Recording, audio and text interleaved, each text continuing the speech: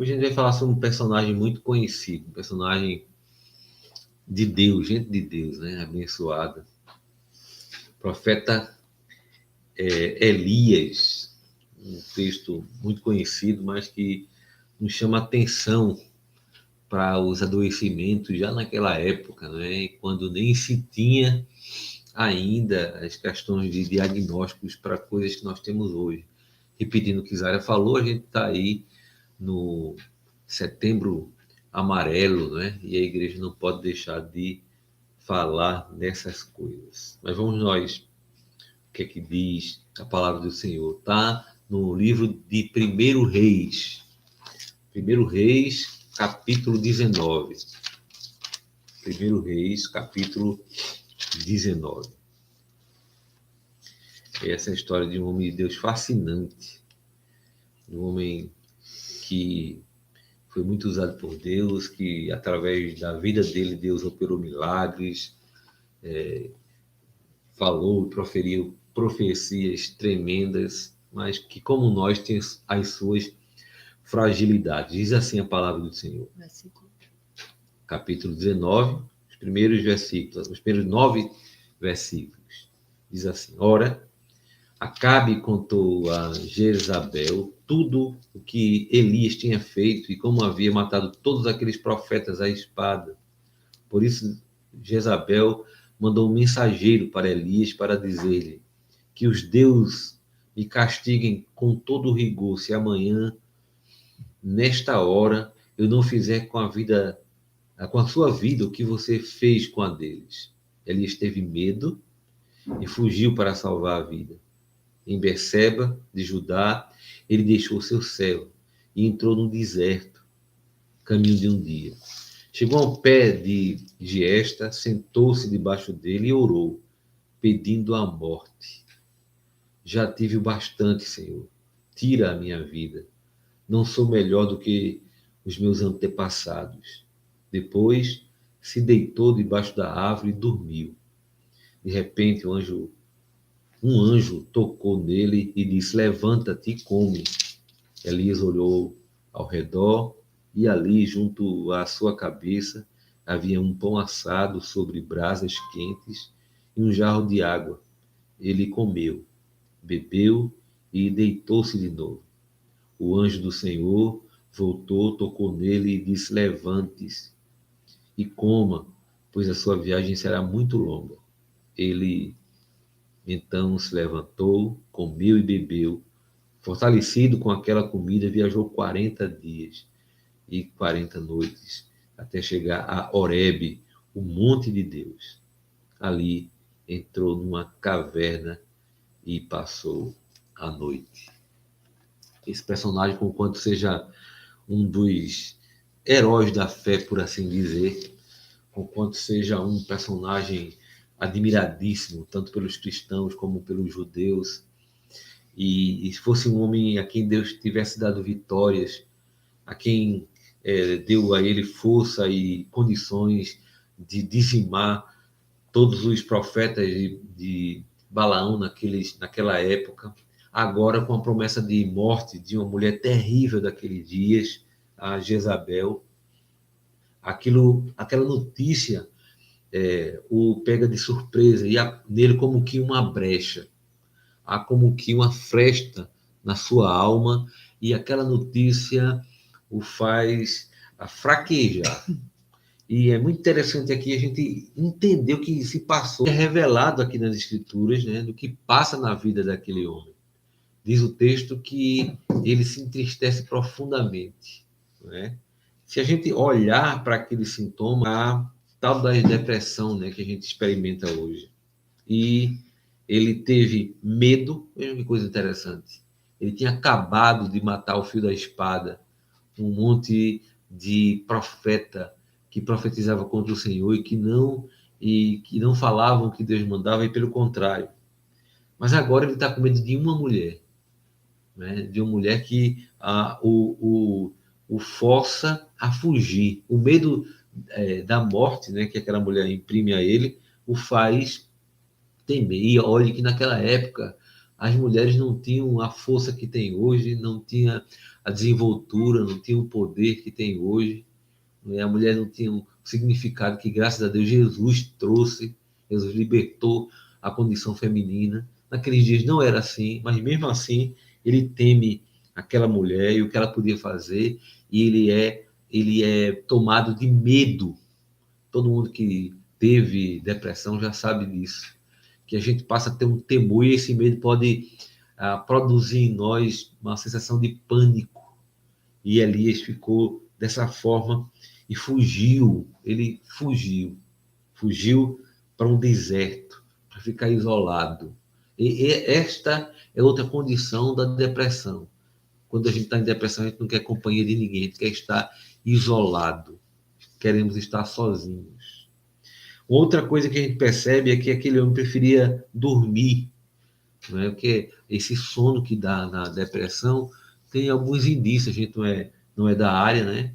Embora as áreas tenha especialização em psicopedagogia e eu tenho formação em capelania, isso não nos habilita a tecer maiores comentários, né, nos meandros, né, da psicologia, não é isso que a gente quer, mas é falar nos sintomas visíveis. Ele tem aqui um sono que é como uma fuga, quando a gente prefere dormir do que estar em sociedade, né, em comunhão. Isso também já é um outro indício da depressão. Mas uma outra coisa tremenda que a gente percebe aqui e que a gente cuida nesse mês de setembro é o desejo de morte que invade a vida de Elias. Elias é muito sincero. Embora ele fosse um brilhante homem de Deus, respeitado por todos, todo mundo sabia que ele era um profeta de Deus e que que Deus operava maravilhas através dele, da vida dele. Ele não se furta de ser sincero e de dizer que ele estava com uma hoje a gente chama de ideação suicida, né? Ele estava com desejo de morte. E ele pede para si a morte. E ele diz a Deus que preferia morrer, né? Tira a minha vida. Não sou melhor do que os meus antepassados, né? Ele tem esse desejo, pedindo a morte. E diz assim, já tive bastante. Como ele dissesse assim, basta, eu não aguento mais. Esse cansaço tão característico, né, da depressão e de quem tem esse desejo suicida, esse desejo de morte. O suicida, e hoje as pessoas que têm conversa, que têm contato, que aconselham o suicida, sabem que a questão do suicídio não é querer a morte, mas é querer se livrar da angústia, é querer dar um basta, sabe, no sofrimento imprimido a eles. É por isso que Elias diz aqui, chega, basta, já tive bastante. Ou seja, eu já tive muitas coisas boas, que já foram bastantes, já tive muita experiência com o Senhor, já vivi o suficiente, e já tive sofrimento suficiente. Chega, basta, eu prefiro a morte. E ele pede a morte, né? Ao Senhor, tira a minha vida. Não sou melhor do que os meus pais, os meus antepassados. Depois disso, Deus, é claro, sempre vem com a solução. E ele olha ao redor e o alimento que vai nutri-lo, porque quem está em depressão também precisa ser cuidado, ser nutrido, ser medicado. E naqueles dias, a nutrição, a medicação era aquilo que Deus tinha para a vida dele, era água e pão, não é? Porque quem está em depressão prefere também nem se alimentar, esquece da vida. Mas esse texto nos dá a entender que o socorro está perto, está próximo. Ele olha ao redor e, sem que ele soubesse, sem que ele tivesse visto antes, estava ali, pertinho dele. Pão quentinho ainda, né? Que estava ainda numa brasa, né? Quente, em pedras quentes, e água fresca. Às vezes a solução está bem pertinho da gente. Deus manda a solução para muito próximo de nós. Às vezes nós é que não percebemos, mas a solução está bem próxima a nós. E depois disso, ele ainda está naquele espectro, sabe, do desejo de morte e da depressão, porque ele volta a dormir. E o anjo do Senhor o toca novamente, dar uma outra dose daquele alimento para que ele siga na vida 40 dias e 40 noites, não é? No deserto, que é a nossa vida às vezes. A nossa vida às vezes se assemelha a um caminhar no deserto, como foi com Elias. Às vezes o que está reservado para nós, às vezes o que tem para nós, que diz é dificuldade mesmo. É um caminhar difícil e no deserto. Mas a gente vai ver mais para frente que ele diz a Deus o seguinte: eu sou fiel, sou temente a ti, e mataram todos os outros profetas, só tem eu, só sobrou eu. Aí Deus diz um bocado de coisa a ele, de solução, e diz: olha, vá, você vai ungir um rei, você vai ungir um profeta no seu lugar, tudo vai acontecer, tudo vai ser conforme a minha vontade. E deixa eu me dizer uma novidade, Elis. Você não está só, não. Tem mais 7.000 que não se dobraram a Baal. Quando a gente pensa que está só, queridos, quando nós, em depressão, pensamos que estamos sozinhos, o Senhor fala à nossa volta: você não está só. Tem muitos na mesma luta que você. Muitos, muitos. E essa é uma novidade que a gente pode dizer para outros também. Você não está só na sua dor, você não está só na sua depressão, você não está só, sabe, na sua, como que desistência da vida.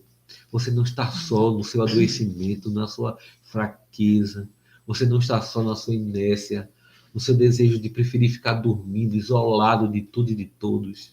Você não está só na ideia de que é sozinho para alguma coisa, que é o único que sofre para alguma coisa. Primeiro, há um Deus que manda o seu anjo para cuidar de você, para levar para você aquilo que você precisa. O pão quentinho que você precisa, a água fresca que você carece. Deus sempre providencia um anjo. Às vezes, quando a Bíblia fala um anjo do Senhor, é Jesus Cristo prefigurado. Primeira vez que o texto fala no anjo, fala somente em um anjo. Mas a segunda vez ele diz o anjo do Senhor. Pois bem, Jesus, que é o nosso Emanuel, está sempre com você e comigo, sempre nos socorrendo. Ele disse que ele era o pão da vida. Ele disse que ele era o rio da vida. Então nós temos o pão que desceu do céu. Nós temos o rio da vida, que é o Senhor Jesus, para nos curar, para nos sarar, para andar com a gente, para consolar, para nos lembrar que a gente não está só. E para, com a energia, com a força da sua companhia, do seu direcionamento, da sua medicação para nossa alma, ele nos fazer seguir, ainda que seja no deserto de uma existência. Mas com ele, não mais sozinho, com ele, nos fortalecendo, nos amparando e nos curando. Queridos, essa reflexão desse texto de Elias serve para nos tirar o espanto de quando alguma pessoa, alguém na nossa vida, no nosso convívio, ou às vezes até a gente mesmo, passar por nós a simples ideia de pensar assim: eu queria para minha morte. E a gente não se espantar com isso. Eu preferiria morrer, ou ter uma ideia suicida, né? Aqueles que são cometidos de ideação suicida, que ao invés de a gente ficar espantado com o desejo de condenar, que a gente tenha o mesmo propósito do Senhor, de consolar, de fortalecer, de levantar e de animar. Já pensou se Deus chegasse lá e corrigisse Elias e dissesse: que heresia é essa? Você dizer que prefere morrer, não é? Você vai para o inferno porque está querendo morrer. Já pensaram? Mas não foi assim que o Senhor agiu. Ele agiu com provisão, com consolo, com estímulo, com apoio. Portanto, queridos, o que a gente quer trazer hoje é essa palavra, né? Se alguém ao nosso redor estiver com essas angústias, que a gente ofereça refrigério e refúgio. Amém. Zaira tem experiência de trabalhar com escola, já trabalhou com educação fundamental, já trabalhou no ensino médio, trabalha hoje com a educação universitária, é professora universitária, e tem acompanhado muitos jovens, né, muitos jovens com vários problemas. Eu tenho recebido muitas pessoas, né, jovens e de todas as idades também, em gabinete nesses 33 anos de ministério, com problemas tremendos, com dificuldades tremendas, inclusive com ideação suicida, com desejo de morte. E a nossa luta, né, Zara, é o aconselhamento, né? É verdade isso, você já teve, é claro que a gente não vai dizer nome, nem dizer pistas, mas já teve alunos aí com essa dificuldade, essa tentativa de desistir da vida. Sim, olha, estou sendo entrevistada sem saber. Com certeza, né? É algo humano isso. E é muito bom quando a gente tem essa visão, né, da humanidade, da nossa humanidade e da grandeza do Senhor. Né? E que a gente deve, como o Senhor, né, ele é o nosso referencial, a gente deve imitá-lo. O Senhor, quando estamos nos sentindo sozinhos, né? Quando achamos que só tem a gente, que não tem mais nada, que não há mais motivo ou propósito para viver, isso pode acontecer com qualquer um de nós, o Senhor sempre nos socorre, ele sempre vem. Né? No caso de Elias, ele veio com aquilo que Elias estava precisando, o pãozinho quente, a aguinha, né? Que é o que a gente deve oferecer também. O que de melhor há em nós? A fé em Cristo, aquilo que não veio para nós por mérito nosso, mas ele colocou em nosso coração, ele nos convence, nos atrai, né? Ele nos amou primeiro. Então, nós temos condições de seguindo esse amor, né? Por meio desse amor, a gente amar as pessoas. Né? Muitas vezes já tive o privilégio, porque é um privilégio, de conversar com meninos e meninas que não queriam mais viver, né? Que estavam se sentindo sozinhos na caminhada, se sentindo rejeitados, né? Pelos amigos, pela família, né? São tantos os fatores que nos levam a esse entristecimento, né? E ao desejo de morte. E graças a Deus, né? Tive o privilégio de conversar com alguns, tive o privilégio de ver alguns se levantando, né? Alguns lutando contra esse sentimento, contra essa doença, porque é uma doença. E eu lembro que quando eu era bem jovem, já cristã, eu lembro que no meio evangélico as pessoas diziam que crente, se é cristão, Era não isso que eu ia não perguntar, vive. porque a gente está falando no contexto escolar, Isso, universitário, né? Muito universitário com pressão, né? é, Já antes da universidade, aquela pressão que eles colocam, muita pressão em cima de si mesmo, né? exatamente. De que tem que passar naquele curso, Isso. muito A jovem, cobrança, né, dos né? pais. Depois, a cobrança dos pais, a cobrança deles mesmos, a cobrança da concorrência entre eles e os colegas. Isso, Muita exatamente. pressão interna que já existe nessa nossa geração. Essa geração é muito competitiva, né? Se cobra muito de si mesmo e dos outros. Mas há também a questão de, quando não se passa na Universidade Federal, saber que os pais vão gastar muito recursos. Quando se passa na Federal, em outra cidade, a preocupação que os pais vão ter que sustentá-los, né, com aluguel, com tudo, né, que é necessário. Mas depressão e ideação suicida não é entre aspas, privilégio apenas de descrentes ou de jovens, não é? De pessoas crentes, né? Eu vou fazer uma pergunta retórica. Pessoas cristãs, pessoas que acreditam em Deus, maduras, gente de Deus, pastores, missionários, não é? Membros de igrejas antigos, podem ter depressão também? Com certeza. Somos gente. Que bom que somos gente, né?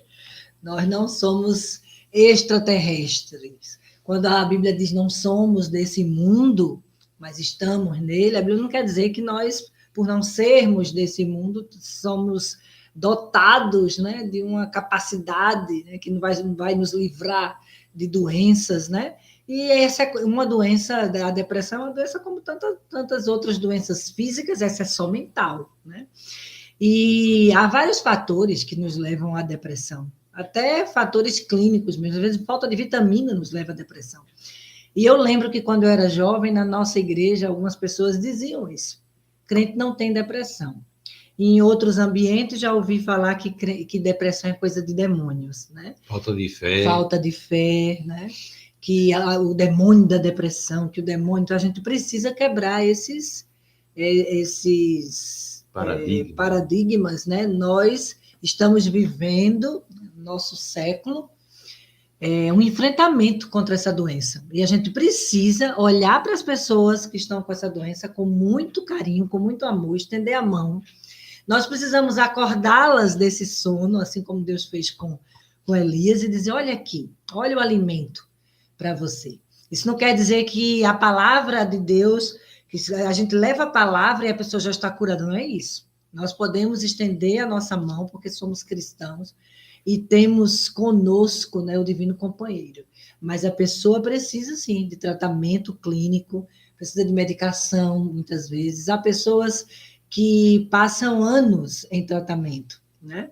E cada caso é um caso. E só quem pode responder é o profissional, né? O profissional. E não precisa se ter vergonha, né, de estar adoecido nesse aspecto, né? Não. A gente vê aqui Elias, um dos maiores profetas do Antigo Testamento, né? Exato. Ele se encontra adoecido na alma, né? Porque a depressão, a ideação suicida que a gente estuda e tenta combater e auxiliar neste mês de setembro, né, amarelo, é exatamente uma doença na alma. Ela pode se tornar espiritual. Mas vejam como é interessante. A gente trata do pescoço para baixo, né? Da boca para baixo. Se dá uma dor de dente, a gente trata. Até no cérebro, na questão física, a gente trata, né? Trata a dor do estômago, do intestino, a unha cravada. Mas se for na mente, se for nas emoções, a gente não quer tratar. Quer dizer que crente, né, não trata isso. E é um engano, não é? E é temerário, não é? As pessoas se envergonham disso, né? Isso. E nem querem ir, né? Há um preconceito muito grande. Ir para onde? Para psicólogo? Psicólogo é coisa de louco. Tem gente que vai para psicólogo psiquiatra vai escondido. Psiquiatra é coisa de louco. Não, nós precisamos, gente. E outra coisa, nós pais, né? Falamos agora para mães e pais. Muitas vezes a gente falha quando a gente, até o filho está precisando conversar com um profissional. Existem casos do próprio filho ou a filha dizer assim: eu queria ir para um psicólogo, e a mãe dizer: seu psicólogo sou eu. Converse comigo. Está precisando de quê? Converse comigo. Então, não é uma atitude adequada. Nós precisamos, claro, à medida que nós vamos amadurecendo, né, a gente vai lidando melhor com determinadas pressões da vida. Mas, especialmente hoje, né, a gente vê uma fragilidade tão grande aí, nessa adolescência e juventude, que é muito importante quando esse adolescente ou esse jovem consegue conversar com alguém. Ele precisa disso. Então, que a gente. Deus é Deus das vocações, né?